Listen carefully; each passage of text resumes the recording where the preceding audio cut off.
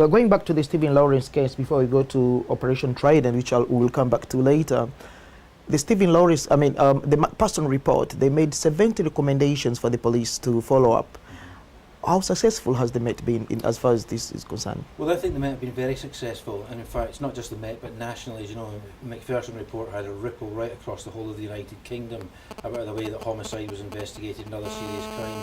Now, I sit on the Association of Chief Police Officers National Homicide Working Group, and we monitor those recommendations. And of course, the recommendations applied not just to the way we investigate homicide, but to police recruitment and retention, to the way that we involve ourselves with communities, the way we share information with communities, the black community. So the recommendations were very wide-ranging, and I think the Metropolitan Police Service have moved dramatically forward with those.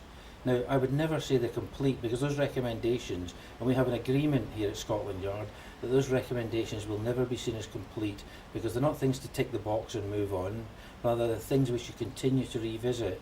And as the dynamics of our communities continue to change, we need to reflect on those recommendations and work with the work that we've already done with the communities to see what else we can do to influence those communities to have trust in us and to come forward.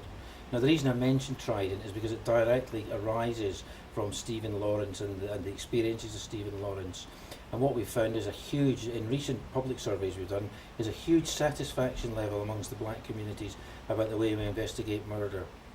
And in Damilola Taylor's case, whilst it was 6 years in coming to justice, that should be, although there were problems with that case around the forensic science, which are still being subject of a review, the response we got from the black community was overwhelmingly positive. And I did a lot of television work immediately following the conviction of the two young men involved in that, and I was delighted at the responses we got from right across the range of community, and from people who you might think would otherwise be hostile or have a grudge around this, but were very supportive about the amount of energy that was put into that particular case.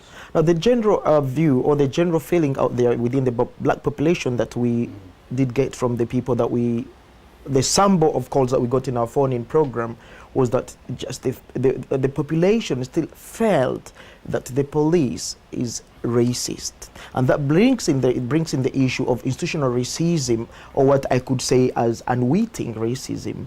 Now, they believe that this has hampered or it has affected the way they do their work.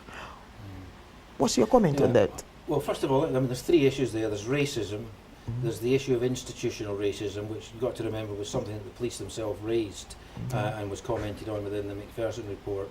And then there's the general feeling about people in the community, about the way that we deal with them. Racism exists in the whole of society, so I would never suggest to you it doesn't exist in the police. Of course it must, because we represent society.